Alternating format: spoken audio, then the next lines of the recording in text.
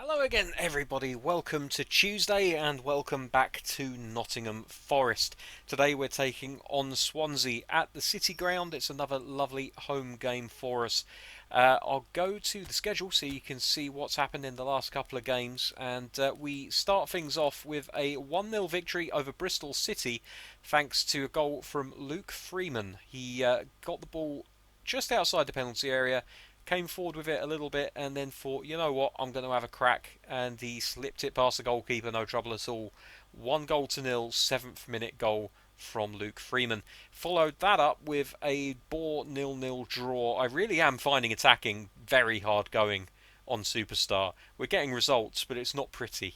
Um, so yeah, we're not doing too badly, but another 0-0 to add to. I mean, we haven't had that many 0-0s this season so far. Excuse me. In fact, that was our first 0-0 of the season. Quite surprising, really. But then we did start off with a bunch of losses where we couldn't score. So I guess that pretty much sums it all up for you. Now, we've got the scouts out looking for attacking midfielders because we do need to improve in that area. We've also had some negotiations go on for two of our goalkeepers as well as a left winger who I've looked at and I honestly don't think he's going to amount to anything for us. So Jay Smith has. We're in the middle of negotiating with New York Red Bulls regarding his transfer. Um, he's just never going to feature for us. We've already got two very decent goalkeepers, one to play regularly and one to back him up. We don't need Smith. We don't need Shelvey as much as I would like to keep him for when we try to sign. It's not his older brother, but I like to think he's his older brother, John Joe. So both Smith and Shelvey are going to be moving on, assuming that negotiations go smoothly. Shelvey has already been agreed with Aberdeen. They're going to be signing him, I think, for around about a fee of, I think it was about 50,000, but I could be wrong. Smith, we're trying to negotiate a bit more. Mighton, we've had an offer from Envigado, who I think after I have this game fully patched will become a J League team. But until then, they are Envigado, and they want to buy him. We're negotiating at the moment. We'll see what happens as far as whether they're going to come back with an acceptable offer. But it's somewhere in the region of 500,000 for him if things go according to plan. We've tied up a few contracts. I've added some players to the negotiations list, my list of players that I'm interested in picking up. And you can see here, there is a theme. There is an awful lot of players here who I have had experience of in previous fixtures, including Lascelles and John Joe Shelvey, Miguel Almiron, Isaac Hayden, Longstaff, Willems, who is, of course, now Eintracht Frankfurt, 26-year-old left back, tons of experience, a very good player. He always got the. We always seem to get the best out of Willems, so I'm trying to get him back. At the moment, he's rated at about £5 million. The problem for us is going to be the wages. I think a lot of these players are realistic looking at the transfer fees involved. The problem for us is going to be, do they want to come and can we afford the wages? And I think until we get into the Premier League, it's going to be a case of maybe we can have one, but we certainly can't have all of them. And our scouts found a player, a Japanese player who plays for Hobro GB. No idea who that's meant to be, or if indeed they are a real team. And I'm not sure that Hirao is a real player, but look at him. 20 years old, he's rated 5.5 million with a release fee of just under 6. We can afford him at the moment, actually, and he's rated as a 72 with wages of 3,870. I imagine we could probably get him for under 10 grand a week. And he's a decent player, very good ball control, excellent passing. His finishing is decent as well for an attacking midfielder. He's a good place kicker, which means that we would have a free kick specialist in the team if he was to come. He can get good curl on that ball as well. He's a speed merchant, although he takes a while to get up to speed. So certainly not a player that we would be able to play on the wing, I don't think, because he wouldn't have that burst of speed immediately. Um, Defensively, not too bad actually. He's just off of 70 ball winning. So he could actually do the job that Almiron did for us while we were at Newcastle all that time ago. He's left-footed as well, so the similarities to Almiron don't end there. A little bit small at 175 centimetres and a little bit lightweight at 67 kilos. Balance and physical contact are not there, but he's an attacking player. Attacking players aren't normally expected to be powerhouses. You can't have Patrick Vieira all the time. Uh, the only player skill he has at the moment is outside curler, but I would like to see him add a few things to his player skills. I'm thinking one-touch passing, definitely. Weighted passing, if we can manage it, because I think he does have the passing skills for it. So that's something that we would like to develop. His offensive and defensive persuasions don't really match up with us, but I think he's young enough that over time he could learn to play in our style. And he's a team player. He's very composed, which is good. He's got good technique, and he's an insightful player rather than an instinctual one. So all of that goes to show, look at that improvement that he's made since the age of 17. He's gone from low 60s to low 70s. About 10, 9, maybe 10 points improvement he's made over the course of 3 years, almost 4 years. That's not bad. And he can play pretty much anywhere in midfield and as a support striker if you need him. So we might make a move for him when the transfer window opens again. No point doing it now because, of course, he won't be able to come to us. On to today's game then, which I've already mentioned is against Reading at the Madejski Stadium, or whatever the hell it's called now. Everyone looking pretty decent. McKenna starting to tire a little bit. This run of games has taken it out of his legs a little bit. So I am going to take a risk and make a couple of changes. Figueiredo is going to come in for McKenna at centre-back. And Cole Jenkinson, I'm going to give Christie a run out because he's a good player. And although Jenkinson is in the form of his life, I would like to conserve some of that energy. Freeman will start again. Harry Arter starts off of the bench. The front three, we can't really rotate too much. But actually, do you know what? Maybe we give Guerrero a game ahead of Graben, just to mix things up even more. Why not? Let's go for it. Why not? So it's the blue and whites of Reading FC versus the Garibaldi Reds of Nottingham Forest here at the formerly Madejski Stadium. God knows what it's called now. Someone let me know in the comments. I can't be bothered to look it up. Actually, it will tell us right now as we emerge onto the pitch at the... Oh, so it is still the Madejski Stadium. I thought it had been renamed for some reason. But then the owner of the club is John Madejski, so I guess he can call it whatever the hell he wants. This is one of the Germanic stadiums, so a lot of Germanic signs up in the stands there. Right, and away we go. Long ball straight up to Puskás. A famous name that for anyone that follows football. And immediately Christie makes his introductions by giving away a free kick on the corner of the area. I like this Reading kit. It's evocative of early 90s styling. So Swift over the ball. I don't think they're going to score from a direct kick here. And indeed, they don't even attempt a direct kick, instead going for the cross. Ineffectual as it is, they have still got the ball on the edge of the area, and we have to be careful here. Worrell looking to win the ball, but he can't get around the broad-shouldered Yiadom. It's in the area, and the goalkeeper makes a brilliant stop with his foot. And Forest come away with the ball here. And don't keep on hold of it for long. Oh, this is great play from Reading. Good from Worrell, good from Freeman. Can't get out of our own half at the moment. Just a little bit of panic when we have the ball. We just need to settle down slightly. Hopefully we can do that.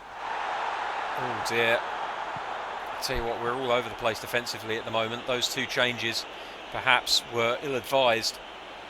As the ball goes out for a goal kick, hopefully we can start to settle things down a little bit here as we just knock it out A lobbed ball out to Christie, who immediately gives it straight back to the goalkeeper. And Figueiredo gets a touch. They're pressing us effectively. Oh dear, very effectively, causing us to put the ball out of play with a misplaced pass. The pressure showing on these Nottingham Forest players here.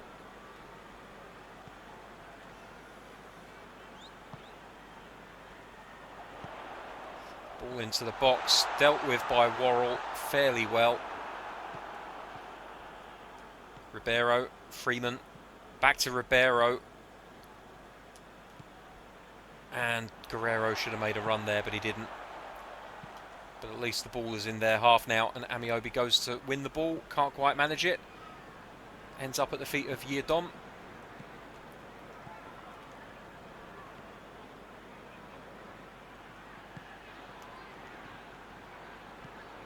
Lolly's offside, I think. Takes a shot. No whistle for offside, so it looks as though he was on. The ball goes out for a throw-in to Forest. Amiobi.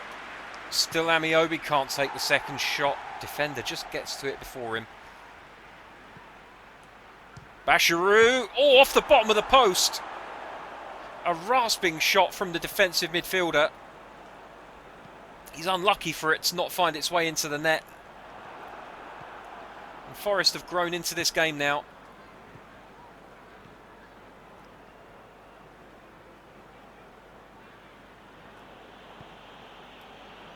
Oh, it's a wayward pass. And Reading can come away and look to attack here. Good foot on the ball from Colback. Forest can't make anything more of it. Ribeiro's been caught out a little bit here. Just about manages to get back in time. Can't get the ball off Aluko, who once again, I have to say, these Reading players are holding Nottingham Forest defenders off expertly well. Very difficult to win the ball off of them. Dare I say, a little bit too difficult, but they have got very large and muscular players in those positions, so it is a case of body types and play styles. We are, dare I say, a slightly undersized team in comparison to some others in this league. As Lolly brings the ball away, he's only got one ahead of him. He's a very capable one though. Lolly's still got it. Plays it through for Guerrero, who's offside.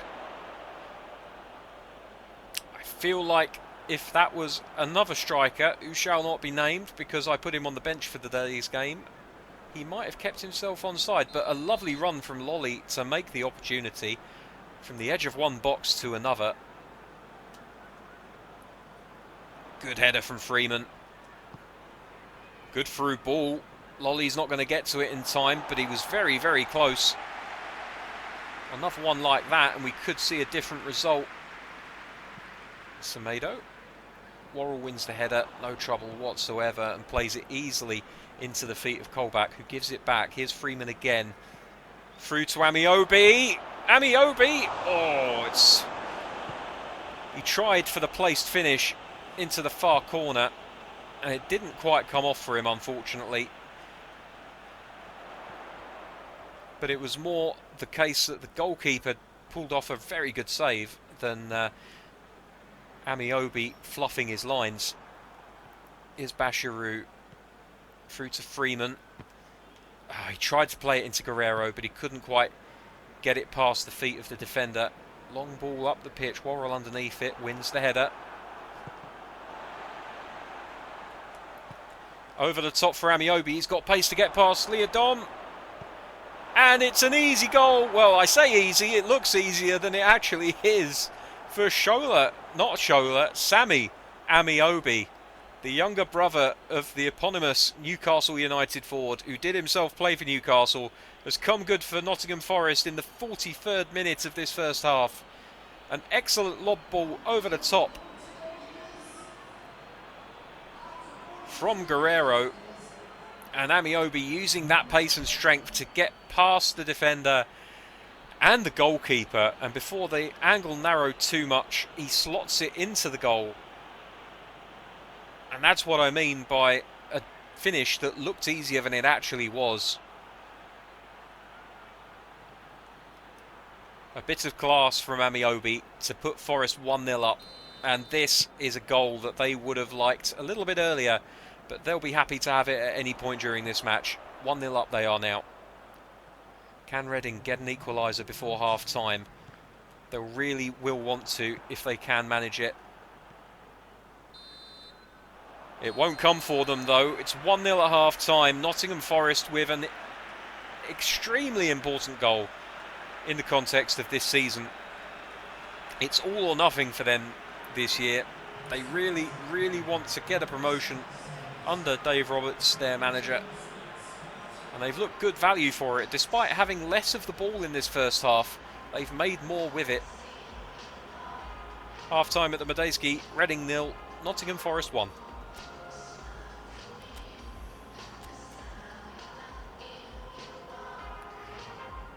I think we'll probably turn the attacking fullbacks off for the second half.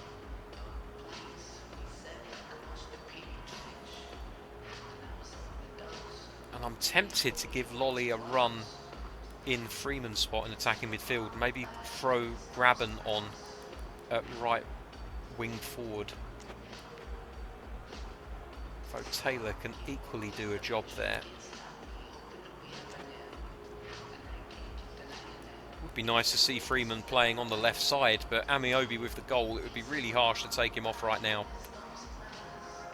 So I think, looking at the stamina, we're going to leave it as it is. We will turn off the attacking fullback instruction as soon as the second half starts. There it goes, bye-bye.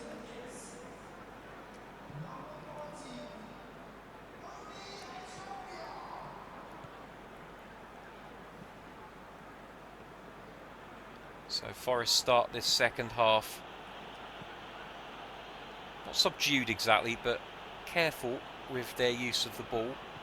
I don't see any point in giving it away to the opposition.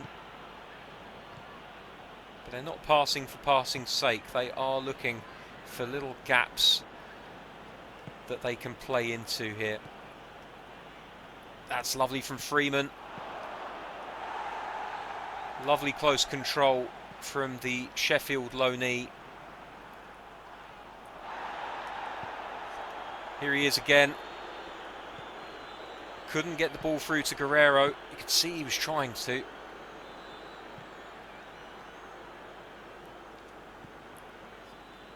Colback looking for the through ball to Freeman this time.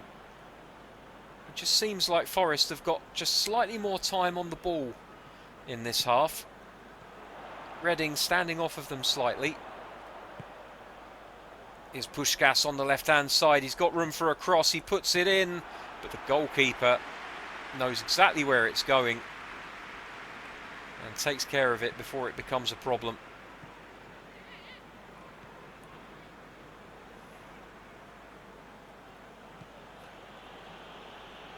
Lolly out wide on the right-hand side.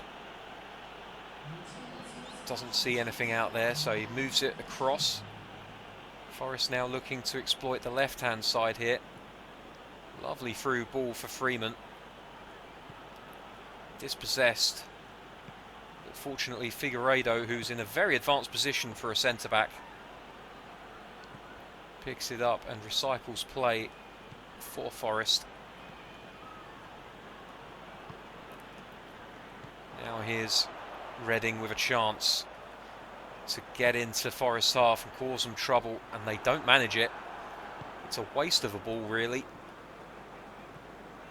Oh, but they win it back in the middle of the park, and this could be an opportunity for them. 5 up in this half.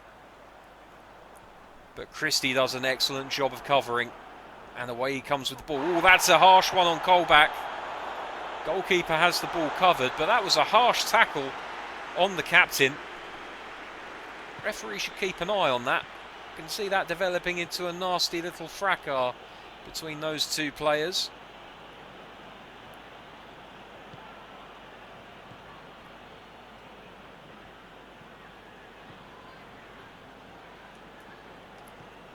Freeman dispossessed again. I think maybe they've started to figure the youngster out. Well, I call him a youngster. He's no youngster anymore. Goalkeeper catches securely. Samba is a rock in that goal today. Or at least he has been so far. That's a poor first ball. It was a single touch. Didn't even control it. Just looked to play it immediately. Good strength from Christie.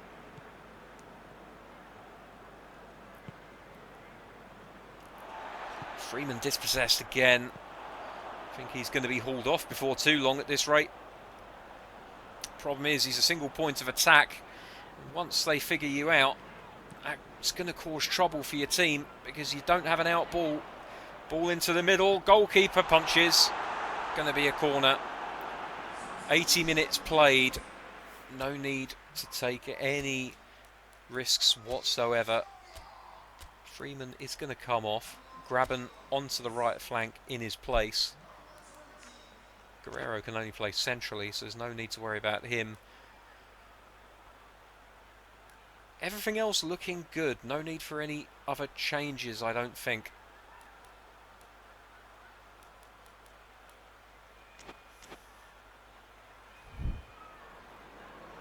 Need to defend this corner, though.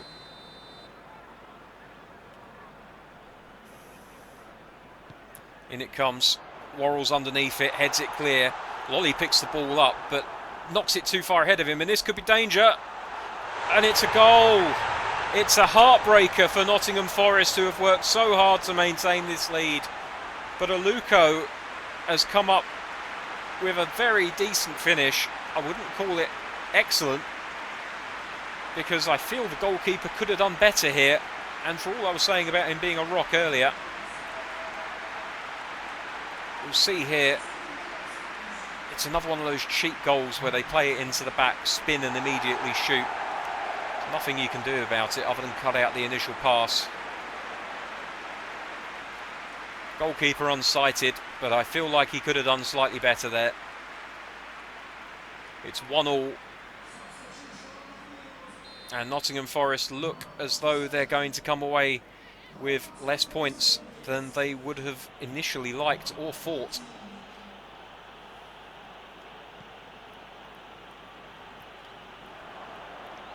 Attacking fullback instruction back on, because why not? We've only got 10 minutes left. Oh dear, Basharou with a pretty awful pass. Long ball forward. Ribeiro needs to keep up with him here. I know he's tired. Oh, it's an excellent effort. Cheeky, very cheeky. If he'd scored from there, I'd take my hats off to him.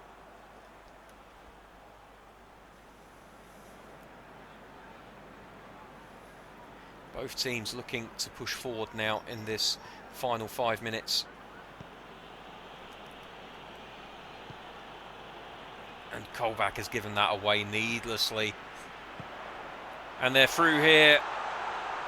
And fortunately, oh no, Worrell's been tackled. Xiao's got a chance. Oh, he's put it in. You've got to be kidding me. In the 90th minute, Reading have turned it around and are going to walk away with all 3 points today. What a sickener.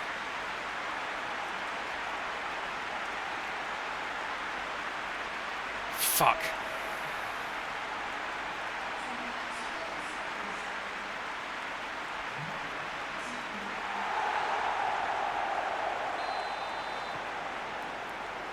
We've got very little time left. We're going to have to go direct. And it doesn't work for us, and I think that's probably it now. 3 points stay at the Medeski. Indeed they do. And this team needs to score more than 1 goal a game. But at this difficulty level, it's very, very difficult.